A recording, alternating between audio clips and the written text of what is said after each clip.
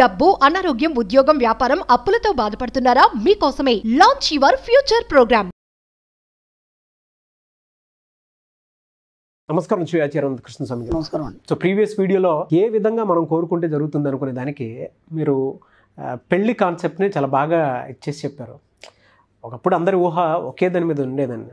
డెకరేషన్కి ఒకళ్ళు, తర్వాత భోజనాలకు ఒకళ్ళు, ఆ తర్వాత విడిదికి ఒకళ్ళు, ఇలా ఒక్కొక్క ఇదిగా ఉంటే బెటర్గా ఉంటుందేమో కలిసికట్టుగా అన్నట్టు అందరి ఆలోచన ఒకే తీరుగా ఉండేది. అందులో నుంచి పుట్టుకొచ్చిన కాన్సెప్ట్స్ వాళ్ళు మనం చూస్తూ ఉన్నాము. సామూహిక ఆలోచనల దృక్పథం అంటారు. అది సబ్జెక్ట్లో పూర్తిగా మునిగి తెలియడికి ఆ కాన్సెప్ట్ అర్థమవుతుంది. Very good. ఏదైనా మనం ఊహిస్తేనే కానీ ఇవన్నీ రావు. అవును, ఊహల నుంచే అన్నీ వచ్చాయి. మన సబ్జెక్ట్ కూడా ఊహిస్తేనే అన్నీ వస్తాయి. అంతే. ఈ వీడియోలో ఏం చెప్తున్నారు? ఒక వ్యక్తి ఉన్నాడండి, ఒక బిజినెస్ పెట్టాడు, ఫెయిల్ అయిపోయాడు. ఓకే, ఆ తర్వాత ఇంకో బిజినెస్ స్టార్ట్ చేస్తాడు, తర్వాత మళ్ళీ దాంట్లో ఫెయిల్ అయిపోయాడు. ఓకే, రీసెంట్లీ మనకి బలగం సినిమా వచ్చింది. పాపం దాంట్లో హీరో కూడా అంతే. పాపం ఒక బిజినెస్ చేస్తాడు, అది ఫెయిల్ అయిపోతాడు, తర్వాత ఇంకో బిజినెస్ చేస్తాడు, అది ఫెయిల్ అయిపోతాడు, ఇంకో బిజినెస్ చేస్తాడు, అది మధ్యలో అయిపోతుంది. ఇప్పుడు ఆలోచన మంచిదే, ఊహ మంచిదే, అక్కడ ఎందుకు సక్సెస్ కాలేకపోయాడు? ఓకే, ఊహ మంచిదే, ఆలోచన మంచిదే, ఎందుకు సక్సెస్ కాలేకపోయినాడు అంటే స్టార్టింగ్లో ఎవరైనా సరే ఒక కొత్త బిజినెస్ చేయాలనుకున్నప్పుడు మార్కెట్ ఏందనేది వాళ్ళకి తెలియదు. మనం ఏం చేస్తామంటే ఒక బిజినెస్ చేయాలనుకున్నప్పుడు వేరే బిజినెస్ వాళ్ళు, ఆ బిజినెస్ చేసే వాళ్ళని మనం కంపేర్ చేసుకొని మనం కూడా సక్సెస్ అవుతాం అనుకుంటాం తప్ప, ఒక 10 సంవత్సరాల నుంచి అతను ఆ బిజినెస్లో ఉన్నాడు, మార్కెట్లో ఏముంది, ఆ బిజినెస్ వాల్యూ ఏముంది, ఎలా మార్కెట్ చేయాలి, అవన్నీ ఎక్స్పీరియన్స్ ఉండదు కదా. ఇక్కడ ఈ అబ్బాయికి, కొత్తగా పెట్టే అబ్బాయికి ఇవన్నీ ఎక్స్పీరియన్స్ ఉండవు. కాబట్టి ఏమవుతుందంటే స్టార్టింగ్లో హడావుడిగా పెట్టేయటం, అది ఫెయిల్ అయిపోవటం, ఆ తర్వాత మళ్ళీ ఇంకేదో చేద్దామని చూసి అది పెట్టడం, అది ఫెయిల్ అయిపోవడం, మళ్ళీ ఇంకోసారి అట్లా 3-4 సార్లు ఫెయిల్ అయిపోయినప్పుడు మనిషికి ఏమనిపిస్తుందంటే, నేను గతంలో కూడా చెప్పాను, ఇలా విసుగొచ్చేసి ఒక జ్యోతిష్యుడి దగ్గర పోతే ఆ జ్యోతిష్యుడు ఏం చెప్పాడంటే, నీకు ధనరేఖ లేదు, అలాంటప్పుడు నువ్వు వ్యాపారం పెడితే డబ్బేలా వస్తుందని చెప్పేసి ఆ అబ్బాయిని ఇంకా నర్వస్ తయారు చేశాడు. నా దగ్గరకు వచ్చాడు అబ్బాయి. వచ్చిన తర్వాత నాకు ఒకసారి నా జాతకం చూడమన్నారు. చూశాను, ఏమైంది అన్నాను. మీరేం చెప్పరా అన్నాడు. ఏం చెప్తావు, నీకు ధనరేఖ లేదు, అలాగే డబ్బు యోగం లేదు, అంతే కదా అన్నాను. అదేంటి ఆయన అలాగే చెప్పాడు, మీరు అలాగే ఎవరు చెప్పారు నాకేం తెలుసు, జాతకరీత అయితే అలాగే ఉంది, అందుకే నేను ఏం వ్యాపారం చేయాలన్నా చేయలేకపోతున్నాను, ఇక నేనేం చేయదలుచుకోలేదు, దాంతోపాటు పెళ్ళి కూడా చేసుకోలేను నేను, ఎందుకంటే పెళ్ళి చేసుకుంటే అమ్మాయిని పోషించాలి కదా, నాకు ఇన్కమ్ సోర్సే లేదు, నా యోగంలో వెళ్ళినప్పుడు నేను అమ్మాయిని ఎలా పోషిస్తాను, ఏమి ఇలా చేస్తాను. ఎంత నర్వస్ అయిపోయాడు అబ్బాయి. అప్పటికి ప్రయత్నం చేశాడు పాపం, 4-5 బిజినెస్ చేశాడు, దాంట్లో పోయింది. ఎవరైనా ఏం చేస్తారో ముందు ఒక జ్యోతిష్యుని ఆశ్రయిస్తారు, నాకు ఇలా ఎందుకు జరిగింది అని. అలా చెప్పినప్పుడు ఇంకా నర్వస్ అయిపోయి లాస్ట్ ఫైనల్గా మీరైతే బాగా చెప్తారు, ఏదైనా పర్ఫెక్ట్గా చెప్తారని మీ దగ్గరకు వచ్చాను, నా దగ్గరకు వచ్చాడు.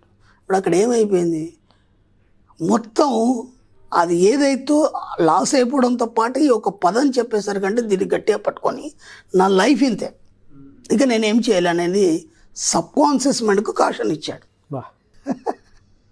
అలా 2 years నుంచి ఖాళీ కూర్చున్నాడు ఆయన. ఎందుకంటే నేనేం చేయలేను, నేనేం చేసినా ఫెయిల్ అయిపోతాను. ఎప్పుడైతే కాషన్ ఇచ్చాడో అది కూడా అదే చెప్తుంది, నువ్వేం చేయలేవు, ఇక నువ్వేం చేయనప్పుడు అలా కూర్చో, అయిపోయింది.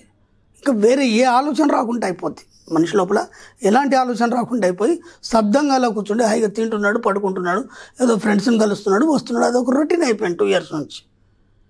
ఇక్కడ నేనేం చెప్తానంటే, మీరు విఫలమైన ప్రతిసారి ఏదైతే మీరు చేస్తున్నారో, మీరు చేసే పనిలో విఫలమైన ప్రతిసారి నేను జయాన్ని పొందడానికే జన్మ తీసుకున్నాను, ఈ పదాన్ని చెప్పండి.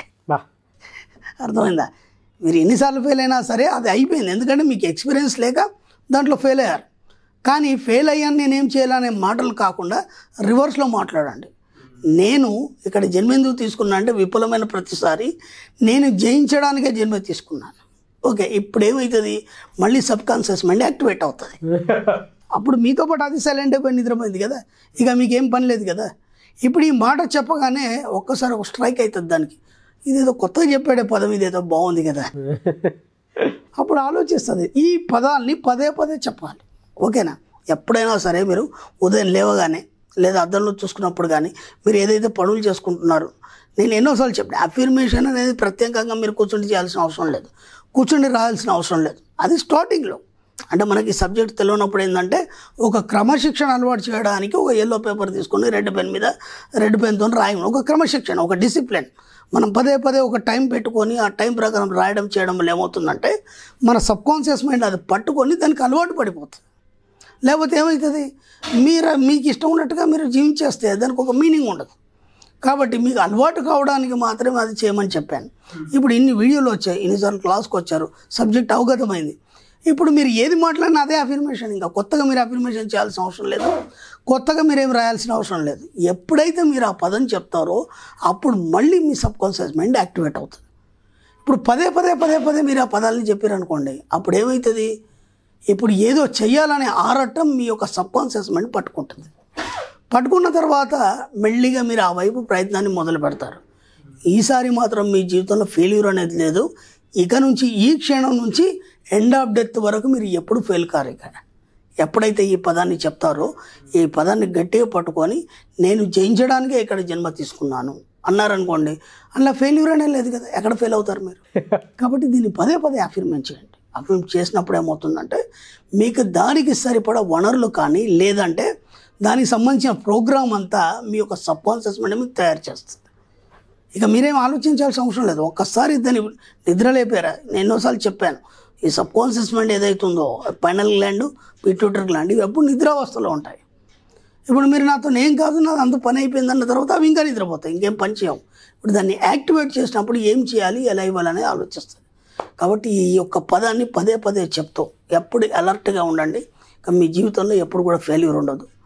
ఎన్నిసార్లు వీలైతే అన్నిసార్లు చెప్తూనే ఉండండి, ప్రతిసారి కూడా. ఖచ్చితంగా మీ జీవితంలో ఇక నుంచి సక్సెస్ తప్ప ఇంకా ఫెయిల్యూర్ లేదు. ఆ ఫెయిల్ అనే మాట మన నెగిటివ్ కాబట్టి దాన్ని వాడద్దు. మన సబ్జెక్టులో అది లేదు. అన్నింటిలో విజయం సాధిస్తారు, మీరు కోరుకున్న కోరికలను సాధించుకుంటారు, మీకు కావాల్సినంత డబ్బు సంపాదిస్తారు, ఐశ్వర్యాన్ని సంపాదిస్తారు. మీరు ఎంత ఎదుగుదల ఉంటుందంటే అసలు మీరు ఎంత ఊహిస్తే అంత ఉంటుంది. అంతే కదా, దాంట్లో ఏమాత్రం లేదు, ఎలాంటి డౌట్ లేదు. ఖచ్చితంగా ఈ పదాలను చెప్పండి, ఖచ్చితంగా సక్సెస్ అయిపోతారు మీరు. Thank you sir, thank you so much Shri Acharya Krishnaswamy గారు. Thank you. చాలా మంది మహిళలు మీ క్లాసెస్కి అటెండ్ అవ్వాలి అనుకుంటున్నారు. సబ్జెక్ట్ని ఇంకా దగ్గర నుంచి చూసి విని రాసుకొని వాళ్ళ జీవితాల్లో పాటించాలనుకునే వాళ్ళు చాలామంది. ఏ ఏరియాలో ఎప్పుడెప్పుడు కండక్ట్ చేయబోతున్నారు, ఈ మధ్య కాలంలో ఏమైనా క్లాసెస్ ఉండబోతున్నాయా? ఓకేనమ్మా, మనకి 2024 అమ్మా, మనకి ఇప్పుడు 23 జూన్ విశాఖపట్నంలో ఉంటుందమ్మా. అలాగే 30 జూన్ మనకి తిరుపతిలో ఉంటుంది. ఓకే. 7 జూలై రాజమండ్రిలో ఉంటుందమ్మా. ప్రస్తుతానికి ఉన్న క్లాసెస్ ఇవి. తర్వాత మళ్ళీ అయిన తర్వాత మనం నెక్స్ట్ క్లాస్. తప్పకుండా. Sure sir. Thank you sir. Thank you so much. Thank you అమ్మా.